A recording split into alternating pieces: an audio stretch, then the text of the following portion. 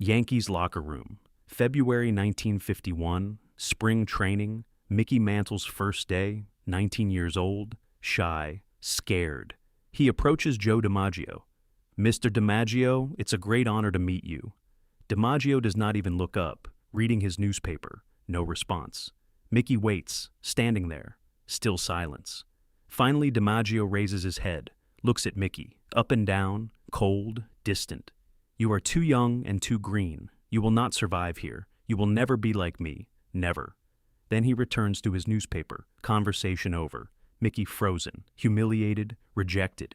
But 3 months later, Mickey Mantle will be in center field, Joe DiMaggio's position, and DiMaggio will retire, because Mickey gave him no other choice. St. Petersburg, Florida. Yankees spring training facility. February 15th, 1951. Mickey Mantle arrives from Commerce, Oklahoma. And population 2,500. A town so small everyone knows everyone, where Mickey's father works in the lead mines, where Mickey played baseball in dirt fields with rocks for bases, where the biggest building is the 2-story post office.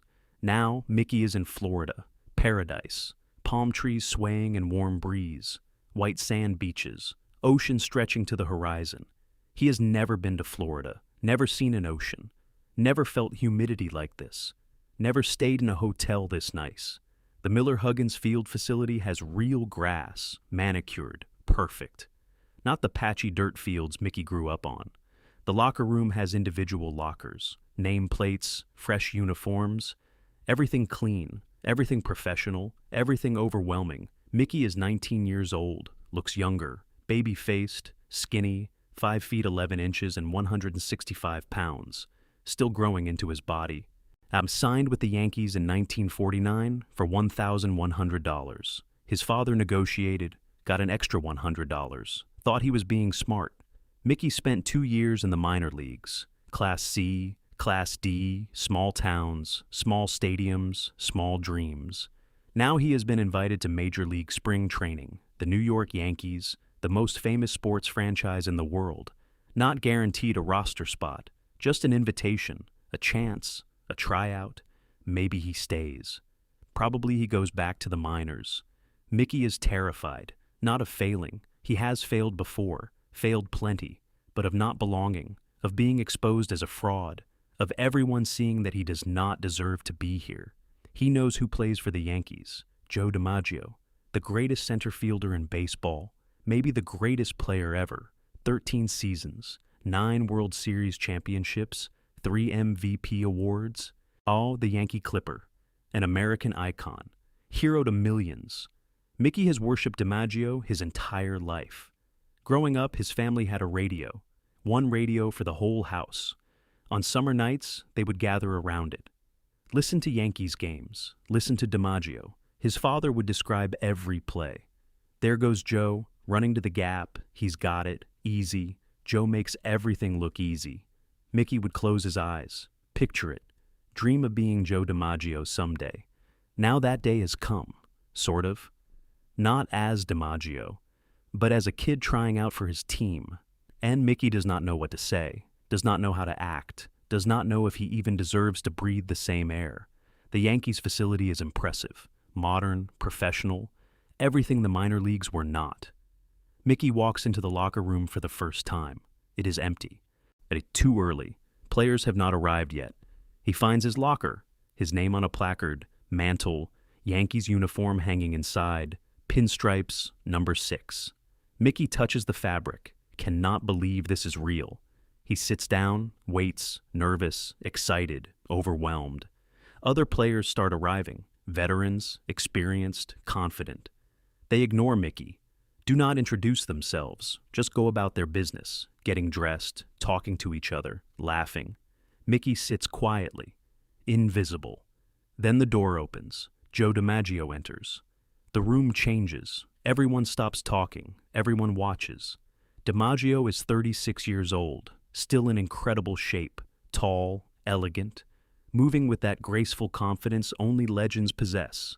He walks to his locker, does not acknowledge anyone, does not say good morning, just gets dressed, slowly, methodically. Everyone gives him space. Mickey watches, starstruck. He wants to say something, wants to introduce himself, but he is frozen, too scared, too intimidated. DiMaggio finishes dressing, walks out to the field. Mickey has missed his chance. The next day, Mickey tries again, gets to the locker room early, waits for DiMaggio. When DiMaggio arrives, Mickey stands, walks over, heart pounding. "Mr. DiMaggio!" DiMaggio stops, looks at him, no expression. "My name is Mickey Mantle. I just wanted to introduce myself. It is an honor to be on the same team as you. I have followed your career since I was a kid. You are my hero." DiMaggio stares at him. Long, uncomfortable silence, then speaks. "You are the kid from Oklahoma." "Yes, sir." "The one who can switch hit." "Yes, sir." DiMaggio nods. "You are very young." "Yes, sir." "Oh, I am 19. Too young." "Sir? You are too young to be here, too green. This is the major leagues, the Yankees. We do not have time to teach kids. You will not survive. You will be back in the minors by June." Mickey does not know what to say. DiMaggio continues. "You will never be like me. Do not try. Do not embarrass yourself." Then he walks away. Conversation over. Mickey stands there, shocked, humiliated. His hero just destroyed him with words, told him he does not belong, told him he will fail, told him he will never measure up. The other players pretend not to have heard, but they heard. Everyone heard. Mickey goes to the bathroom, locks himself in a stall, fights back tears. He is 19, away from home, trying to make the team, and Joe DiMaggio just told him he is not good enough. That night, Mickey calls his father, Mutt Mantle, and tells him what happened. Mutt listens, then speaks. Joe DiMaggio is scared. "What? Scared of what?" "Scared of you, scared that you are going to take his job, scared that the Yankees do not need him anymore. So he is trying to break you before you get started. Do not let him." "But he is right. I am too young. I am not ready." "Then prove him wrong. Show him he made a mistake. Show him you belong. Show him you are better than he thinks." Mickey hangs up, thinks about his father's words. Maybe Mutt is right. Maybe DiMaggio is scared. Or maybe DiMaggio is just telling the truth. Mickey does not know. But he knows one thing. He is not quitting. Spring training begins. Batting practice. Fielding drills. Scrimmages. Mickey is nervous. Pressing. Trying too hard. Strikes out frequently. Makes errors. And looks like exactly what DiMaggio said he was. Too young, too green, not ready. But Casey Stengel, the Yankees manager, sees something. Potential, raw talent, speed, power. He pulls Mickey aside after practice.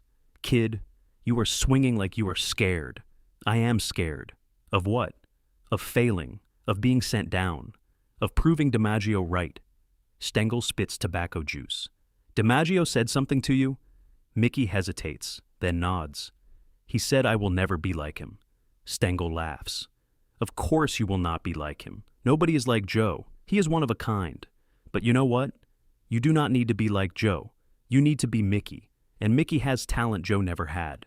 You can hit from both sides. You have more power. You are faster. You are younger. So stop trying to be Joe DiMaggio. Be yourself." Mickey thinks about this. Stengel is right. He has been trying to impress DiMaggio, trying to show he belongs, trying to prove he is worthy. But that is the wrong approach. He needs to just play, just be himself. The next day, Mickey relaxes, stops thinking, stops pressing, just swings. First pitch, home run, second pitch, home run, third pitch, double off the wall. The Yankees players stop and watch. This kid can hit, really hit. DiMaggio watches from the outfield, says nothing, shows no emotion, but he sees, he knows. Over the next 2 weeks, Mickey dominates spring training, hits over .400, multiple home runs, incredible speed. Stengel makes his decision. Mickey makes the team, not as a bench player, as a starter, right field, batting fourth. Behind Joe DiMaggio. Opening day, 1951. Yankee Stadium. Mickey's first major league game. He is in the starting lineup. Joe DiMaggio is in center field. They barely speak. In the clubhouse, DiMaggio ignores Mickey. On the field, they communicate only when necessary. "I got it. Take it." Nothing more, no encouragement, no advice, no mentorship. DiMaggio treats Mickey like he does not exist. The first month is difficult. Mickey struggles, hits .260, strikes out constantly, makes errors.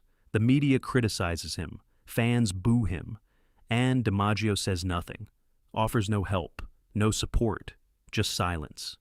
In July, the Yankees send Mickey to AAA. He is devastated. DiMaggio was right. He was not ready. He did not belong. But Mickey goes to Kansas City, plays well, dominates, gets called back up in August. Different player, confident, aggressive, finishes the season strong. The Yankees make the playoffs, win the pennant, World Series against the New York Giants. In a Game 2, the play that changes everything. Willie Mays hits a fly ball. Mickey and DiMaggio both run for it. DiMaggio calls him off. Mickey stops. His cleat catches a drainage grate. His knee explodes. Career-threatening injury. DiMaggio catches the ball, looks down at Mickey on the ground, does not check on him, just throws the ball back. Mickey is carried off on a stretcher, taken to the hospital, surgery. The doctors say he may never play again. But Mickey proves them wrong, returns 10 days later, plays in Game 6 of the World Series. The Yankees win the championship.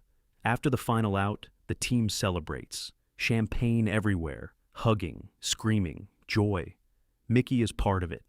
His teammates congratulate him, hug him, tell him he is brave, he is tough, he is a Yankee. But Joe DiMaggio does not say anything, does not approach Mickey. Yamin does not acknowledge him, just gets dressed quietly and leaves. That is the last game Joe DiMaggio ever plays. November 1951. Press conference, Yankee Stadium. Joe DiMaggio announces his retirement.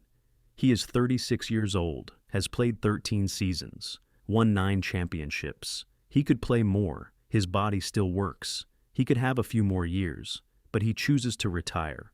Why? The official reason. He wants to go out on top after winning another championship. The unofficial reason that everyone knows but nobody says. Mickey Mantle. DiMaggio sees the future, sees that the Yankees do not need him anymore. They have Mickey, younger, faster, more powerful. And DiMaggio refuses to be pushed aside, refuses to become a backup, refuses to watch someone else take his position while he sits on the bench. So he retires, on his own terms. At the press conference, reporters ask about Mickey Mantle. Joe, some people say Mickey is your replacement. How do you feel about that? DiMaggio's face hardens. Mickey Mantle is a talented young player, but he is not my replacement. There is no replacing me. The Yankees will move forward with different players, but they will never replace Joe DiMaggio. Do you think Mickey can handle playing center field? That is not my decision. Casey will decide where to put him. Have you given Mickey any advice? Any guidance on how to play center field at Yankee Stadium? Long pause. No, I have not. Why not? Because he did not ask. That last answer reveals everything. The coldness, the distance, the refusal to help. DiMaggio could have mentored Mickey, could have taught him how to play center field. Imas could have shared the wisdom of 13 years of experience, but he chose not to. Chose to leave Mickey to figure it out alone. Spring training, 1952. Mickey's second season. Joe DiMaggio is gone, retired. Mickey is moved to center field, DiMaggio's position. Number 6 is retired. Mickey gets number 7. The pressure is enormous. He is replacing a legend, playing the position DiMaggio owned for 13 years, playing in front of fans who loved DiMaggio, who worship DiMaggio, who will never accept anyone else. Mickey struggles early, makes mistakes, misjudges balls, takes wrong angles. The fans boo. The media compares him to DiMaggio, constantly, every game, every at-bat. DiMaggio would have caught that. DiMaggio would have hit that. DiMaggio was better. Mickey hears it all, reads it all, feels the weight. But he keeps playing, keeps improving. He learns the position, studies the angles, watches film, works harder than anyone. Slowly, he gets better. By mid-season, he is excellent, making plays DiMaggio never made, covering more ground, using his speed, his power, his athleticism. The fans start to accept him, start to cheer, start to forget DiMaggio. June 1952. The Yankees are playing the Red Sox. Mickey hits a home run, massive shot, 450 feet. The crowd goes wild. As Mickey crosses home plate, an older fan shouts, "DiMaggio never hit them that far." Mickey hears it, does not react, just trots to the dugout. But inside, he smiles. That is the moment he stops being compared to DiMaggio, the moment he becomes his own player, his own legend. The 1952 season ends. Mickey hits .311, 23 home runs, 87 RBIs. Excellent numbers for a second-year player. It's the Yankees win another championship, Mickey's second ring. And Joe DiMaggio watches from home, retired at 37, no longer needed, no longer the star. Replaced by the kid he said would never make it. Years pass. Mickey becomes one of the greatest players in baseball history. 536 home runs, .298 average, 7 World Series championships, 3 MVP awards, Hall of Fame. Everything DiMaggio predicted would not happen, happens. And DiMaggio watches. From a distance. He never contacts Mickey. Never calls, never writes, never offers congratulations. The coldness remains. In 1969, baseball celebrates its 100th anniversary. They select the greatest living players, the all-century team. Joe DiMaggio is selected. So is Mickey Mantle. The ceremony is at the World Series. Both men are invited. They will be on the field together for the first time since 1951. That Mickey arrives early, nervous. He has not seen DiMaggio in 18 years, does not know what to expect. DiMaggio arrives. They are introduced to the crowd, stand next to each other, wave to the fans, do not speak. After the ceremony, Mickey approaches DiMaggio, extends his hand. "Joe, it is good to see you." DiMaggio shakes his hand, briefly. "Mickey, I want to thank you." "For what?" "For pushing me. When you said I would never be like you, it motivated me, made me work harder, made me want to prove you wrong." DiMaggio looks at him, no emotion. "You did prove me wrong. You became a great player." "Thank you, that means a lot coming from you." DiMaggio nods, turns to leave. Mickey speaks again. "Joe, I always wondered, why did you never help me, never give me advice, never mentor me?" DiMaggio stops, thinks, then answers honestly, "Edom, because I knew what you were. I knew you were going to take my job. I knew the Yankees would choose you over me. I knew my time was ending and yours was beginning, and I resented that. Resented you. Not because you did anything wrong, but because you represented the end of my career. So I stayed away. I kept my distance. I gave you nothing. Because if I helped you, I would be helping my own replacement, and I was not ready to do that." Mickey understands. For the first time, he understands. "I am sorry you felt that way." "Do not be sorry. You earned everything you got. You deserved it. You were better than I wanted to admit. And that is the truth." They shake hands again. Longer this time. Then DiMaggio walks away. That is the last real conversation they ever have. Joe DiMaggio dies in 1999, 84 years old. And if Mickey Mantle had died 4 years earlier in 1995, 63 years old, liver cancer, destroyed by decades of drinking to kill the pain, the physical pain from his ruined knees, the emotional pain from 1,000 regrets. Both legends, both Yankees, both Hall of Famers, both complicated men who never quite figured out how to be happy. At DiMaggio's funeral, someone asks a former Yankees player, "Did Joe and Mickey ever become friends?" The player shakes his head. No, they respected each other, but they were never friends. Joe could not get past the fact that Mickey replaced him, and Mickey could never forget how Joe treated him when he was 19 and scared and needed help. Some wounds do not heal, some distances are too far to cross. But the truth is more complex, more human, more sad. DiMaggio was not wrong to be cold, and he saw the future clearly, saw it the first time he watched Mickey take batting practice, saw the power, the speed, the potential, saw that Mickey Mantle was coming to take his job, take his position, take his glory, take his place in Yankees history. And he was right. Mickey did all of those things, and DiMaggio could not help the man who was replacing him, could not mentor his own replacement, could not train the person who would make people forget about him. That is human. Understandable, not admirable, not kind, not what legends are supposed to do. but understandable. And Mickey was not wrong to resent DiMaggio's coldness. He was 19 years old, a kid, scared out of his mind, playing for the most famous team in baseball, surrounded by legends, looking for guidance, looking for someone to tell him it would be okay, looking for a mentor. It's an older brother, a father figure, and DiMaggio, the man he worshipped, refused, looked right through him, treated him like he did not exist, left him alone to figure it out, to sink or swim with no help. That hurt, that rejection, that coldness from his hero, that wound never fully healed. Even years later, even after Mickey became a superstar himself, he remembered being 19 in that locker room, remembered DiMaggio refusing to even look at him, remembered feeling small, worthless, unwanted, but Mickey used the rejection as fuel, used the coldness as motivation, used the words, "You will never be like me," as a challenge, a dare, a promise to himself. And he met that challenge, exceeded it, became one of the greatest to ever play the game, not in spite of DiMaggio's coldness, because of it. All because he had something to prove, someone to prove wrong, a voice in his head saying, "You are not good enough," that he spent 18 years silencing with home runs and championships and MVP trophies.